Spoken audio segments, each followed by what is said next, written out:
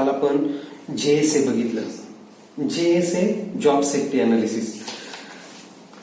आर्यन काय उपयोग आहे JSA चा? म्हणजे आपण एखाद्या कंपनीवर जॉब लागलं तर आपण पहिल्यांदा अनालिसिस करून घ्यायचं, म्हणजे पाहून घ्यायचं काय काय धोका होऊ शकतो पुढं, आणि ते आपण आपण अनालिसिस करून घ्यायचं, समजून घ्यायचं. ओके, एक एक्झाम्पल द्या. कम्प्युटर शॉर्ट सर्किट काय आधी जर एखाद्या आपला जसं साईड ओपन आहे ते साईड अनालिसिस करून घ्यायची पुढं काय ओपन. ओके. म्हणजे बेसिकली छोटासा ओव्हरव्ह्यू, जिथे आपल्याला जॉब करायचा किंवा जिथे लोक जॉब करतात तेथील पोटेन्शियल हजार्ड शोधणे, त्याच्यावर काहीतरी उपाय काढणे, आणि ज्यामुळे अपघात होतात ते उपाय करून तो अपघाताचा रेट काय करणे, कमी करणे. JSA हे बघा, फार लक्षात ठेवण्यासारखं काहीच नाही. Job safety analysis. जिथं जॉब होतोय, काम केलं जातं, तिथल्या सेफ्टीचं काय केलं, अनालिसिस. सेफ्टीचं अनालिसिस केलं म्हणजे परीक्षण करून तेथील पोटेन्शियल हजार्ड शोधले. मग आता हे कसं करतात, बाय प्रोसेस. हे कसं करतात, जॉब सेफ्टी अनालिसिस साठी आपण एक जॉब सिलेक्ट करतो. आता आपण थोडं डिटेल बघू. कुठला जॉब सिलेक्ट करतो, जॉब सिलेक्ट करतो. पण आता तुम्ही शुगर फॅक्टरीत गेले. आता आपण काल जे एक्झाम्पल बघितलं शुगर फॅक्टरीचं, त्यामध्ये आपण सगळे जॉब घेतले होते, म्हणजे प्रोसेस ऑफ शुगर मेकिंग पूर्ण बघितली होती. आता नाही, आपण त्याला थोडं आता बायफर्केट करणार आहे. तुम्हाला काय वाटतं, ऊस उचलणं हा एक जॉब आहे, बॉस. क्रश करणे हा एक जॉब आहे. मी जे एक्झाम्पल सांगतो 2-4, त्यातला कोणता ज्यादा हेवी किंवा गरजेचा आहे जॉब सेफ्टी अनालिसिस करणं? ऊस उचलणे, ऊस क्रश करणे, क्रश झाल्यानंतर जो ज्यूस निघालाय तो ज्यूस उकळवणे, की त्याचं क्रिस्टलाइन फॉर्म मध्ये कन्व्हर्जन करणे. या तुमच्या ध्यानात येते ना, ऊस बैलगाडीनं उचलणे, त्याला क्रश करणे, त्याचा ज्यूस उकळवणे, किंवा त्याचं क्रिस्टलाइन फॉर्म मध्ये कन्व्हर्ट करणे. ही 4 जॉब आहे वेगवेगळे. पण कुठले, शुगर फॅक्टरी मधले. तर यातला कुठला जास्त धोकादायक जॉब आहे? ऊस उचलणे. तुमचं काय म्हणणं आहे? तुमचं म्हणणं वेगळं असायला पाहिजे, ते म्हटले म्हणून नाही. रस करणे. ओके, क्रश करून रस काढणे. आता जॉब कुठला सिलेक्ट करावा? आपण म्हटलो JSA म्हणजे जॉब सेफ्टी अनालिसिस. तिथे असणारे पोटेन्शियल हजार्ड काढणे, त्यावर काहीतरी अल्टरनेटिव्ह काढणे, आणि जॉब कंटिन्यू करणे, जेणेकरून अपघाताचं प्रमाण कमी होईल. मात्र बॉस, आता खरी पहिली स्टेप आहे जॉब कुठला सिलेक्ट करायचा. कारण एवढे सारे जॉब आहे, त्यातला नेमका जॉब कुठला सिलेक्ट करायचा? बॉस, जिथे जास्तीत जास्त ऍक्सिडेंट होतात तो जॉब, किंवा जिथे जास्तीत जास्त इंजुरी होते तो जॉब, किंवा जिथे जास्तीत जास्त धोका असतो तो जॉब, किंवा जिथे जास्तीत जास्त लोकांची ये-जा असते आणि त्यामुळे अपघाताचं प्रमाण वाढू शकतं तो जॉब, किंवा जिथे नवीन मॉडिफिकेशन करण्यात आले. जो एक्झिस्टिंग जॉब होता, आता कालपर्यंत आपण ह्या पद्धतीने ते काम करत होतो, पण आज आपण नवीन मशीन आणलं, नवीन टेक्निक वापरली, आता हा जॉब काय झाला, मॉडिफाईड झाला. नवीन मॉडिफाईड झालेला जॉब, जिथे आपल्याला अनुभव येतो जॉब करण्याचा त्या लोकांना, मग हा नवीन जॉब झाला किंवा मॉडिफाईड जॉब झाला. नवीन जे लोक येऊन जॉबला जॉईन करतात, ज्यांना ट्रेनिंग कमी असते, ज्यांना अनुभव कमी असतो, तो जॉब. मला काय सांगायचंय बघा, JSA करणे एकदम सोपी गोष्ट आहे जर आपण थरली बघितलं तर. JSA म्हणजे काय, जाणे जॉबच्या जागेवरचे हजार्ड शोधणे. पण बॉस, सगळ्यात महत्वाचा पार्ट हा आहे की जॉब कुठला सिलेक्ट करणार तुम्ही. एवढी मोठी शुगर फॅक्टरी आहे, शुगर उचलण्यापासून बॅग भरेपर्यंत आणि सिक्युअर करण्यापर्यंत खूप सारे कामं आहेत. त्यात मराठी जॉब म्हणजे खूप सारे काम आहे. आता हे काम आपण बायफर्गेट करणार आहे, 100% बायफर्गेट करणार आहे. शुगर फॅक्टरी म्हटल्यावर आपण एवढे बायफर्गेट केले. पण आता शुगर फॅक्टरीतला कुठले तरी 2-4 जॉब मी तुम्हाला ऑप्शनला दिले. ऊस उचलणे, क्रश करणे, ज्यूस उकळवणे, क्रिस्टलाइन फॉर्म करणे. त्यातलं तुम्ही सांगितलं ऊस उचलणं, तुम्ही सांगितलं क्रश करणं. बॉस, हे कशावरनं ठरवलं तुम्ही?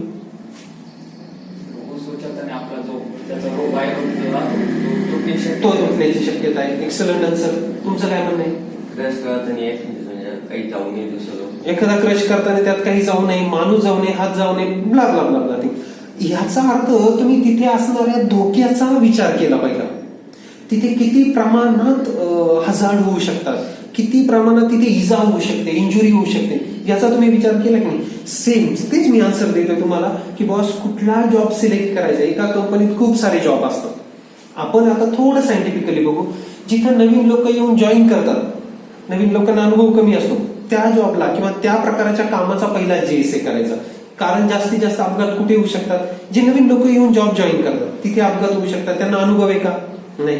एखादा जॉब आहे जो पहिल्यापासून चालू होता, पण 1 दिवस 2 दिवसात आपण त्याच्यात मॉडिफिकेशन केले, चेंजेस केले आणि जॉब काय केला? अपग्रेड केला. आता तो अपग्रेड केलेला जॉब जुन्या एम्प्लॉयला, तेवढा एक्सपिरियन्स असणाऱ्या एम्प्लॉयला त्या व्ह्यूने करता येईल का जो तो पहिल्या पद्धतीने करायचे? नाही. तुम्हाला एक एक्झाम्पल देतो.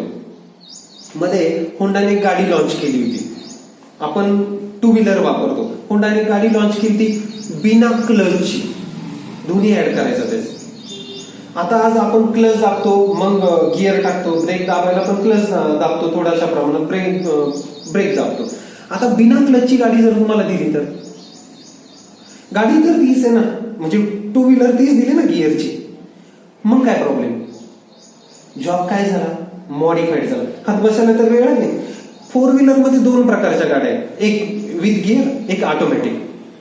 आता तुम्ही रेग्युलर विथ गिअर वापरता, तुम्हाला ऑटोमॅटिक दिली तर मॉडिफाईड झाला की नाही जॉब? अपघात होण्याचं प्रमाण काय वाढू शकतं, म्हणजे पोटेन्शियल हजार्ड आहे. तिथे आपल्याला जॉब सेफ्टी अनालिसिस करायचं.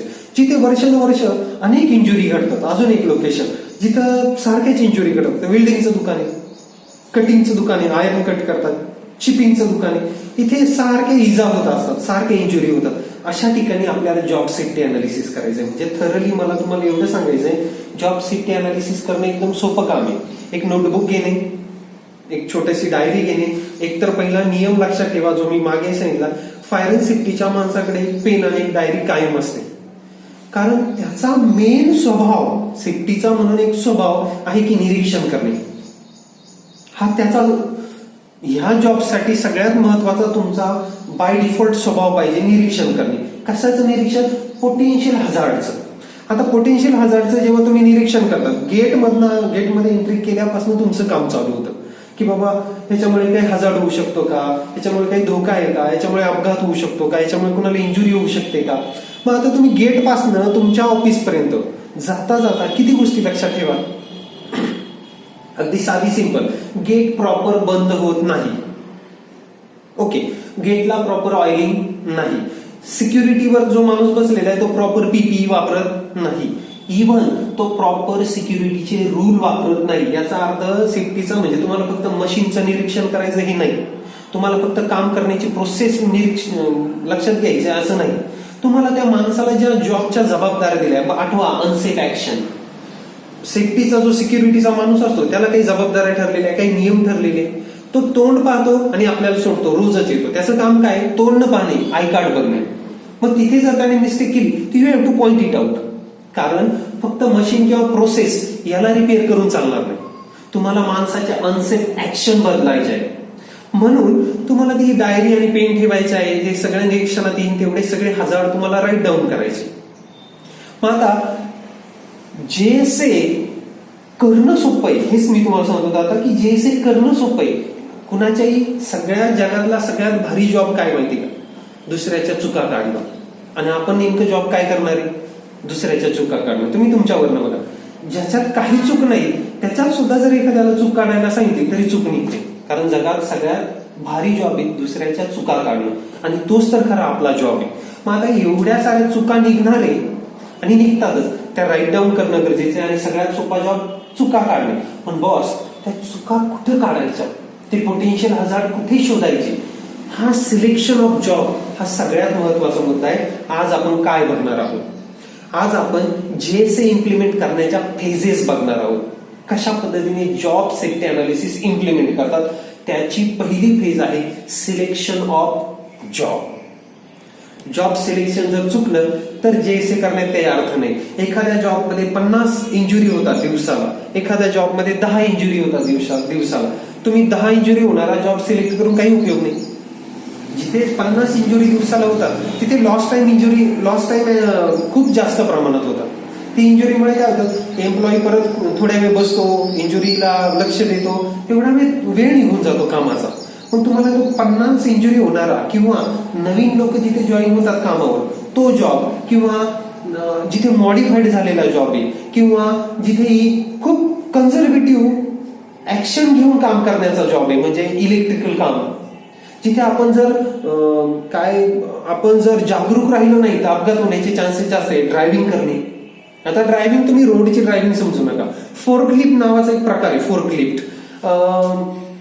फोर्कलिफ्ट म्हणजे एक छोटस मशीन असतं, त्याला पुढे दात्र्या असतात आणि त्या दात्र्या हे बॉक्स किंवा मटेरियलच्या खाली घालून उचललं जातं आणि घेऊन जातं. तुम्ही गेम वगैरे मध्ये बघितलं असेल हे फोर्कलिफ्ट.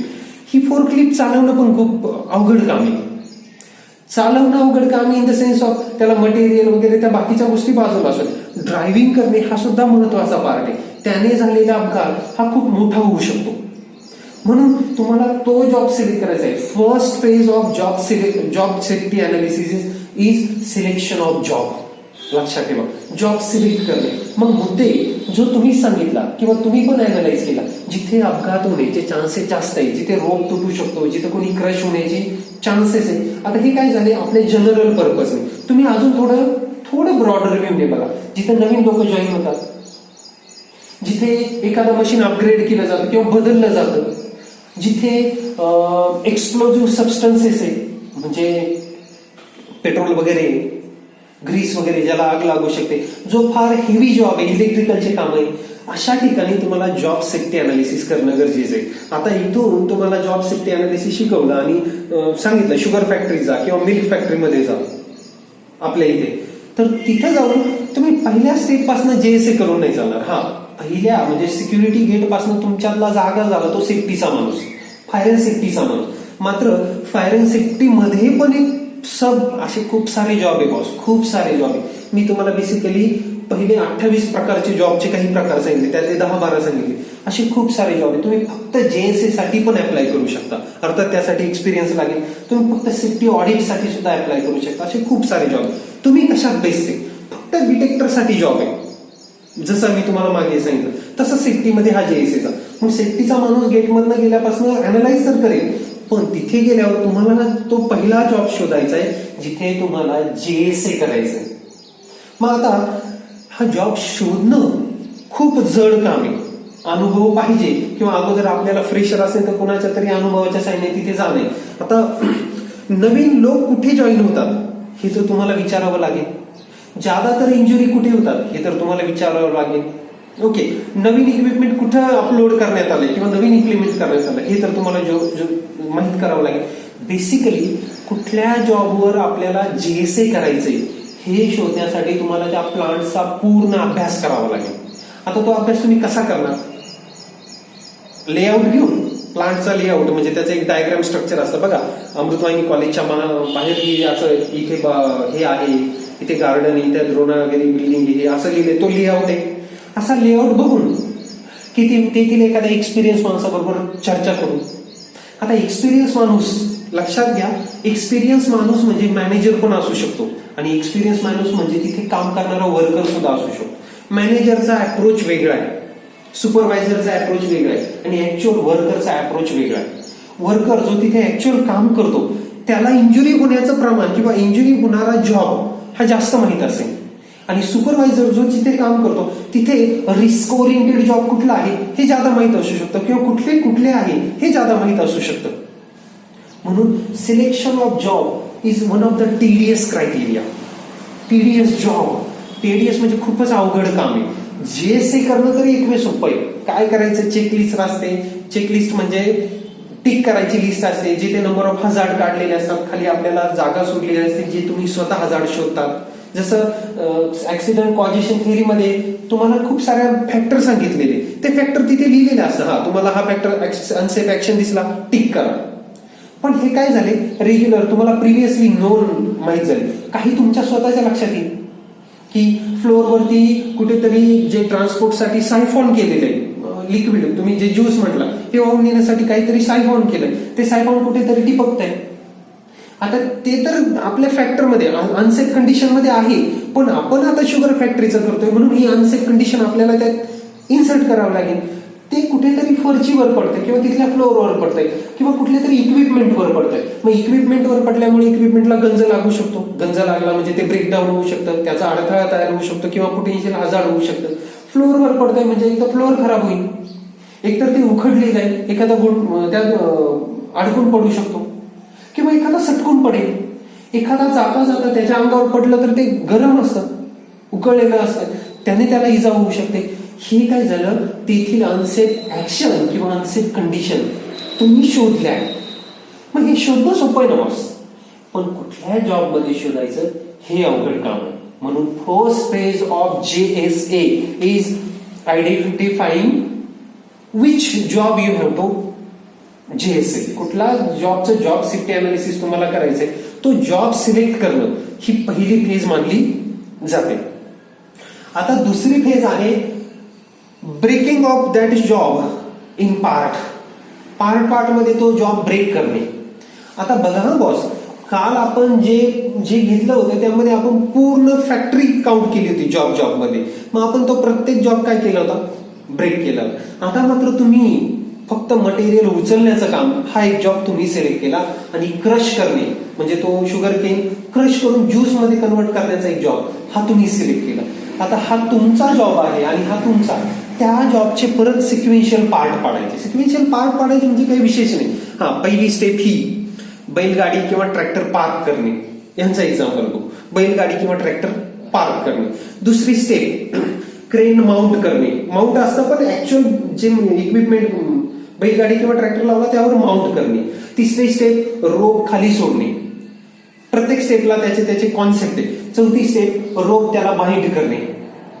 पाचवी फेज ते मटेरियल वर उचलणे. आता त्यामध्ये अँगल वगैरे सगळंच तुम्हाला चेक करावं लागेल. सहावी स्टेप तिथनं वजन काटेवर ठेवणे, वजन केल्यानंतर परत उचलणे आणि जिथे आपल्याला ते साफ करायचे तिथे नेऊन परत सोडणे, त्यानंतर परत बाइंड केलेलं सोडणे, परत क्रेन प्रॉपर जागेवर माउंट करणे. हा तुमच्या जॉबची पार्ट आहे.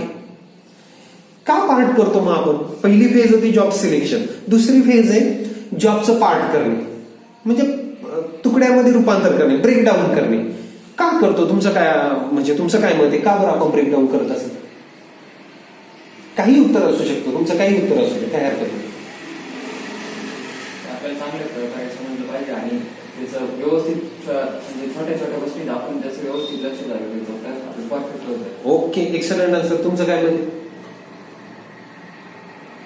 चुकलं तर असू द्या, चुकीचा आन्सर असू द्या, पण बोला. अच्छा, प्रश्न परत विचारतो बघा. आपण JSA साठी जॉब सिलेक्ट केला, बरोबर? तुम्ही लक्ष द्या, तुमचं लक्ष नाही. आपण JSA साठी जॉब सिलेक्ट केला, बरोबर? आता दुसरी फेज काय? त्या सिलेक्ट केलेला जो जॉब आहे त्याला ब्रेकडाऊन करणे, पार्ट करणे. याचा अर्थ काय? चाकू घेऊन तोडणी नाही बॉस. आपण ठरवलं हा इथून इथपर्यंत हा एक जॉब, त्याचा पार्ट केलेला एका पूर्ण जॉबचा पार्ट. इथून इथपर्यंत पहिलं अनालिसिस करायचं, मग इथपर्यंत अनालिसिस करायचं, मग इथपर्यंत करायचं, मग ही इथपर्यंत. मग आपण एकाला एक फेज, 2 नंबरची फेज, 3 नंबरची फेज आणि 4 नंबरची फेज, असं 4 फेज मध्ये एका जॉबला काय केलं? ब्रेकडाऊन केलं. प्रश्न हा आहे की आपण जो जॉब सिलेक्ट केला त्याला 4 फेज मध्ये का ब्रेकडाऊन केलं? आपल्या प्रत्येक समाज अनालिसिस आपण करून घेऊ, त्याने काय प्रॉब्लेम. Okay, good. तेच आन्सर जे तुम्ही सांगितलं की बॉस तुम्ही जर त्याला एक स्पेसिफिक बाउंड्रीमध्ये ब्रेकडाऊन केलं तर तुम्ही बांधील असाल त्या एका जॉबमधील त्या पहिल्या फेज मधील सर्व पोटेन्शियल हजार्ड शोधून काढण्यासाठी. दुसऱ्या फेज मध्ये तुम्ही जाल तेव्हा तुमच्या हे लक्षात येईल की पहिल्या फेज मध्ये जे पोटेन्शियल हजार्ड तुम्हाला सापडले तिचा किती आपली इफेक्ट या दुसऱ्या फेजवर होतो. एक तर फायनल तुम्ही जे पार्ट ब्रेकडाऊन केले ना बॉस, त्या प्रत्येक पार्टला बाउंड्री बनतात. बाउंड्री बनल्यामुळे तुम्हाला तेवढ्या एका बाउंड्रीत लक्ष देऊन बघायचंय. त्या बाउंड्रीतले सगळे पोटेन्शियल हजार्ड तुम्हाला शोधून काढायचे. तोपर्यंत दुसऱ्या बाउंड्रीकडे लक्ष विचलित होईल का? नाही.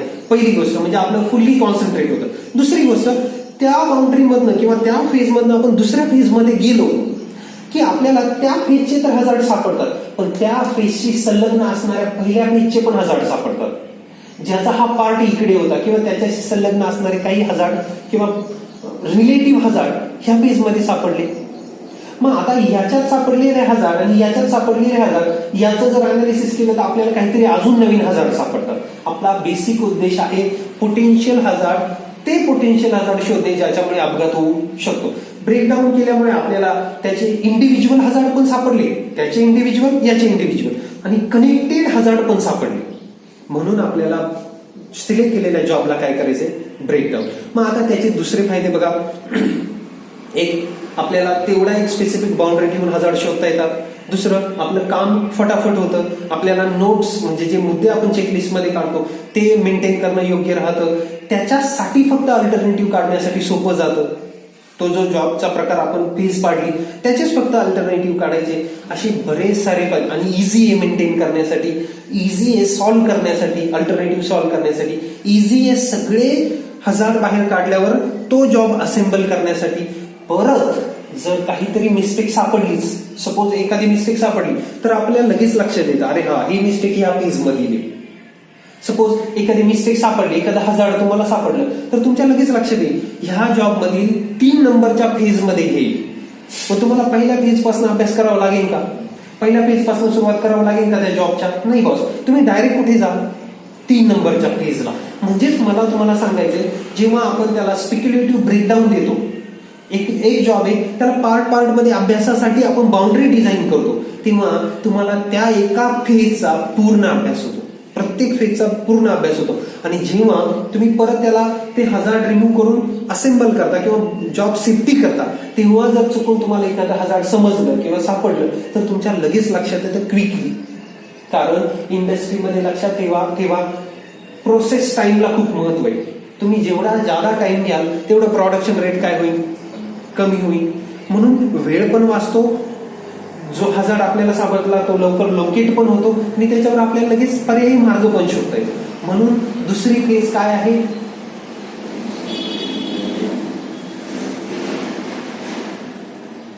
तुमच्यामध्ये काय फेज, तुमचं लक्ष नाही. तुम्ही माझ्याकडे बघा, बाहेर नका बघू, डायरेक्ट माझ्याकडे बघा. ही लावून घेऊ का? ओके बस, आधी सांगा. आता नाही तुम्हाला, तुम्ही माझ्याकडे बघा. दुसरी फेज आहे जॉब ब्रेकडाऊन करणे, पहिली फेज आहे जॉब सिलेक्ट करणे.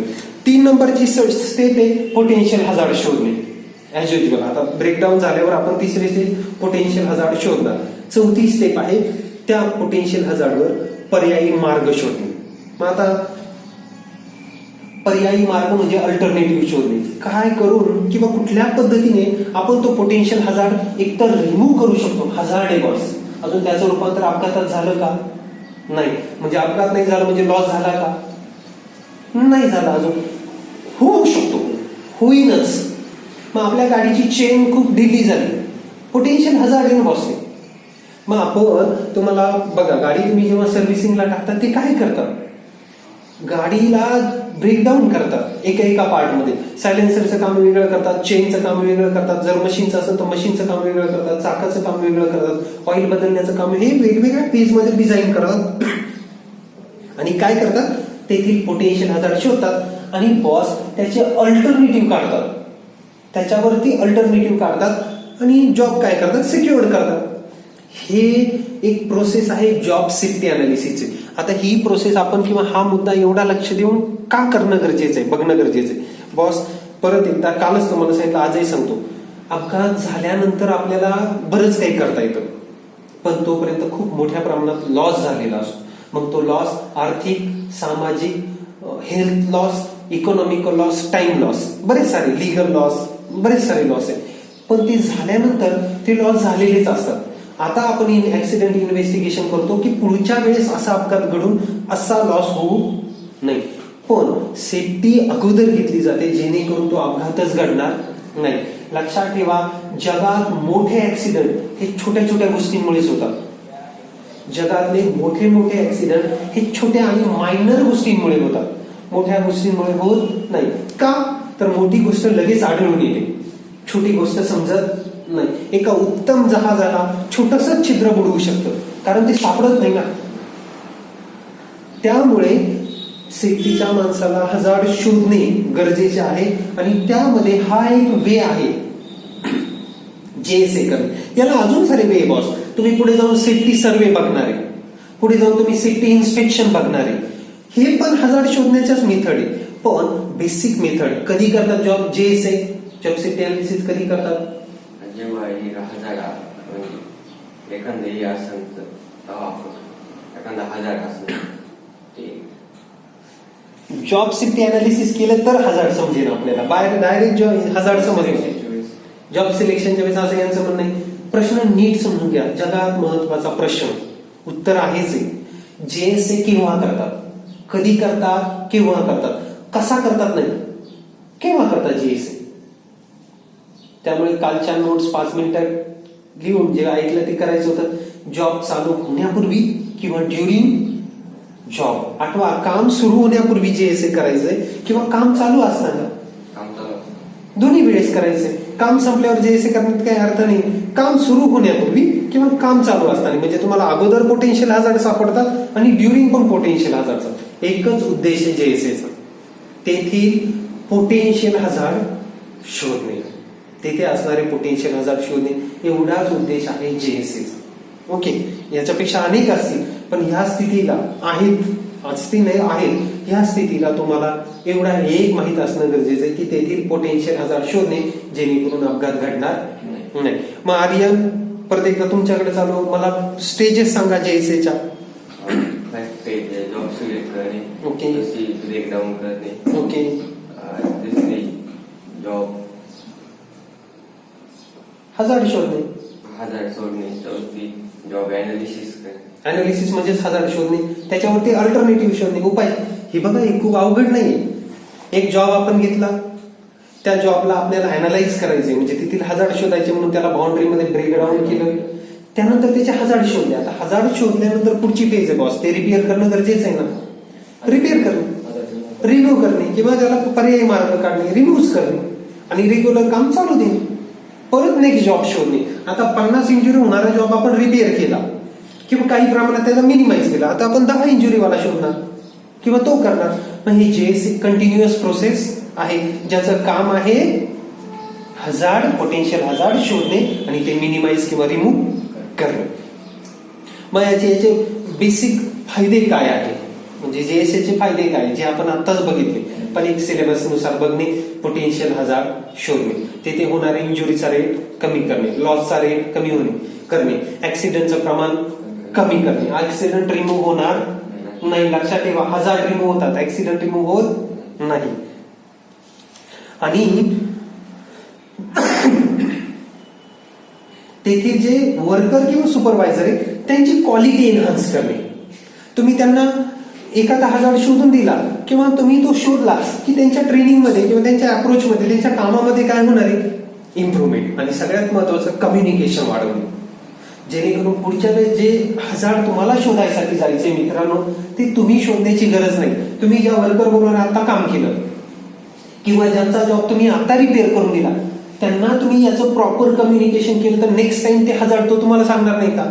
आज तुमच्या गाडीची चेन जर खराब झाली किंवा जादा वाजते किंवा ढिली झाली, तर हे तुम्ही पप्पांना सांगता की नाही का, कसं, तुम्हाला त्याबद्दल त्यांनी अवेअरनेस दिले की बॉस, किंवा तुम्हाला कुठून का होणार कळाले की बॉस चेन ढिली झाली, त्यामुळे गाडीची चेन हलते, त्यामुळे आपला चेनचा जो सिस्टम आहे ती खराब होऊ शकते, त्याला अधिक खर्च होऊ शकतो. म्हणून नेक्स्ट टाइम तुम्ही JSA करण्यासाठी तिथे गेले की तुमचे तेच लोक तुम्हाला तेथील हजार्ड सांगतात. म्हणून प्रॉपर कम्युनिकेशन होतं आणि इम्प्रुव्हमेंट होते एम्प्लॉई आणि सुपरवायझर मध्ये. मग हे JSA करण्यासाठी बॉस एक फॉर्मॅट असतो, जॉबचं नाव असतं, कंपनीचं नाव, जॉबचं नाव, त्याच्या फेजेस, प्रत्येक फेजेस मध्ये सापडलेले हजार्ड. हे बघा, जो जॉब तुम्ही सिलेक्ट केला त्या जॉबचं नाव लिहायचं, ज्याचे तुम्ही फेजेस पाडले ब्रेकडाऊन, ते ब्रेकडाऊन लिहायचे, त्याच्यासमोर त्याचे हजार्ड लिहायचे आणि त्यावर काढलेले अल्टरनेटिव्ह लिहायचे. ह्या पद्धतीत आपल्याला हा JSA रिपोर्ट मेंटेन करावा लागतो. हा आपण कंटिन्युअस प्रोसेस मध्ये करतो, जेणेकरून अपघात घडणार नाही. म्हणून आपलं एकच काम आहे, प्रॉपर सर्वे करणे, प्रॉपर सुपरविजन करणे आणि फक्त काय शोधणे, हजार्ड शोधणे. आणि त्याच्या वेगवेगळ्या सिस्टम किंवा वेगवेगळ्या पद्धती आपण बघणार आहोत. आता तुम्ही लेट झाले, तुम्हाला थोडीशी शिक्षा पाहिजे, म्हणून आज तर आपण इथे थांबणार आहे, का आजही लेट झाले तुम्ही. उद्या याची दुसरी पद्धत बघणार आहोत, वर्क परमिट सिस्टम. पण त्यापूर्वी आज मी तुम्हाला काही क्वेश्चन टाकेन, तुम्हाला पण आणि ऑनलाईन वाल्यांना पण. तुम्ही तेवढे फक्त सॉल्व्ह करा, वेळात वेळ काढून 5-10 मिनिटात होईल. काही शंका असेल तर बोला. बुक्स